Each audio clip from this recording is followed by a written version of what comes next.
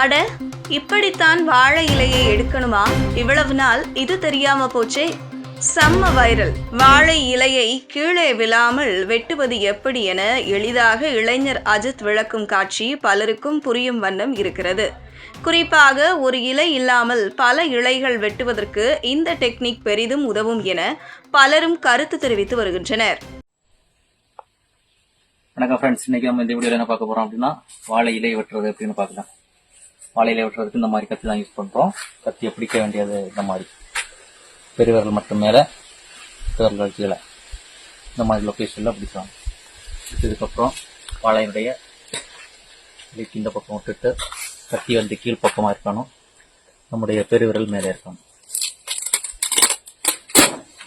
அப்படியே வெட்டி இப்படி எடுத்துக்கலாம். பார்த்தீங்கன்னா தெரியும்,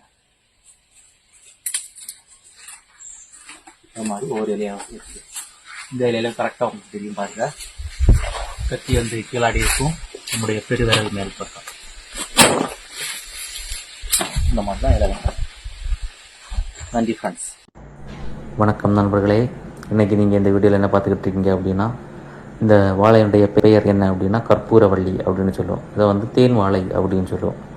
இது வந்து பொதுவாக எங்கே அதிகமாக பயன்படுத்துகிறாங்க அப்படின்னா, அந்த கோவில்கள் எல்லாம் வந்து பஞ்சாமிர்தம் தயாரிக்கிறதுக்காக இந்த வாழை தான் வந்து அதிகமாக பயன்படுத்திக்கிட்டு இருக்காங்க.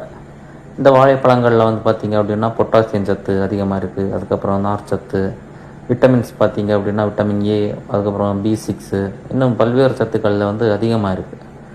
இந்த கற்பூரவள்ளி வாழையை பார்த்திங்க அப்படின்னா நம்ம உடல் எடையை குறைக்கிறதுக்காக வந்து ரொம்ப இதாக இருக்குது, உதவி பண்ணுறது.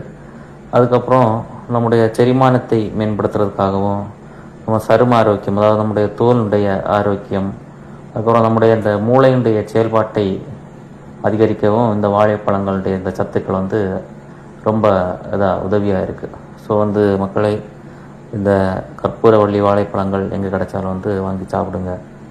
இதனுடைய சுவையும் வந்து ரொம்ப சிறப்பாக இருக்கும், தேன் போன்று சிறப்பாக இருக்கும். நன்றி. இது போன்ற முக்கிய நிகழ்வுகள், அரசியல் தகவல்களை ஆழமாக மாறுபட்ட கோணத்திலும் அறிந்து கொள்ள மறக்காமல் பாரத் மெயில் 24 பக்கத்தை பின்பற்றிக் கொள்ளுங்கள். உங்கள் ஒவ்வொரு ஆதரவும் இது போன்ற பல நிகழ்வுகளின் பின்னணியை அறிய உதவும்.